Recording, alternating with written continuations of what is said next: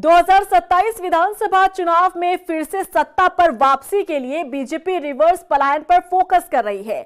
जल्दी बीजेपी मेरी गणना मेरा वोट अभियान शुरू करने वाली है, जिसका मकसद है खाली हो चुके गांवों को फिर से गुलजार करना, उत्तराखंड छोड़कर जा चुके लोगों को फिर से वापस अपने राज्य बुलाना, उन्हें यहीं रोजगार देना और यहीं का वोटर बनाना।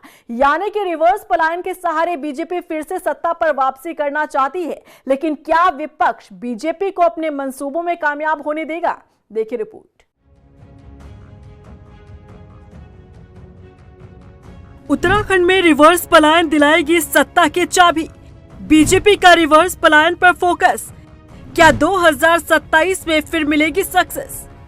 उत्तराखंड 2027 विधानसभा चुनाव को लेकर सियासी दल सभी हथकंडे अपनाते दिख रहे हैं।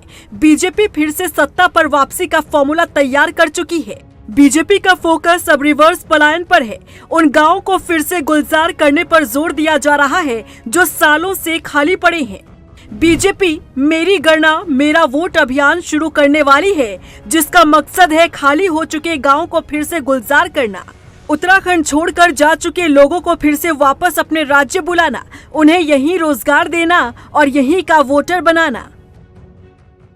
अभी तक देखिए, जो एक अच्छी संख्या 6,500 से अधिक की संख्या इस वर्ष लोगों ने रिवर्स पलायन राज्य के अंदर किया है, जो हमारे लिए बहुत उत्साहजनक है। हम उसमें और प्रयास कर रहे हैं। और प्रवासी जो मैंने पंचायतों की बात की है, उसमें देश और दुनिया में रहने वाले सभी हमारे प्रवासी भाई बहन या जो राज्य के अंदर भी अलग स्थानों पर निवास करते हैं, उन सभी को अपने अपने जनपदों में एक दिन जो है सबका सम्मेलन हो, आपस में लोगों की चर्चा हो, इस प्रकार की योजना पर भी काम है। जाहिर सी बात है, जब रिवर्स पलायन होगा तो एक सकारात्मक संदेश उस पूरे गांव तक पहुंचेगा और बीजेपी को इसका फायदा भी होगा, क्योंकि लोगों का एक विश्वास बीजेपी रिवर्स पलायन के जरिए जीतने में कामयाब होगी।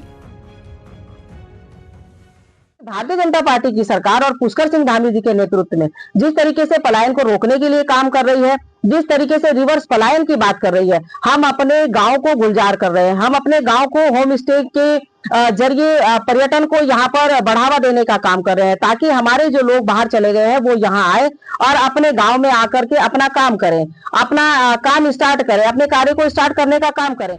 लेकिन सवाल है कि क्या मुख्य विपक्षी दल कांग्रेस बीजेपी को अपने मंसूबों में कामयाब होने देगी?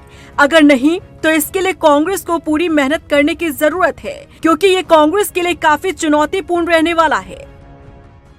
2027 का विधानसभा का चुनाव नजदीक है, तो भारतीय जनता पार्टी पैतरे फेंकने में तो माहिर है। जिस प्रकार से वो कह रहे हैं कि रिवर्स पलायन हम लोग करेंगे, यहाँ पे रोजगार देंगे, यहाँ से पलायन रोकेंगे।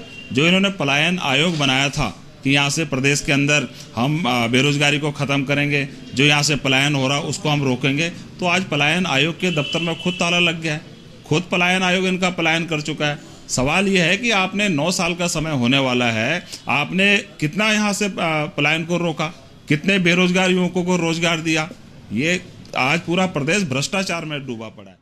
यदि रिवर्स पलायन के सहारे बीजेपी फिर से सत्ता की कुर्सी पर खुद को बैठाना चाहती है, तो इसका असर जनता पर ना पड़े, इसके लिए कांग्रेस को भी मूल समस्याओं को लगातार उठाते रहना होगा। जनता के बीच अपनी प्रेजेंस दिखानी होगी, ताकि बीजेपी के रिवर्स पलायन के मुद्दे की काट कांग्रेस ढूंढ सके। लेकिन देखना होगा बीजेपी की मेरी गणना मेरा वोट अभियान क्या रंग लाता है।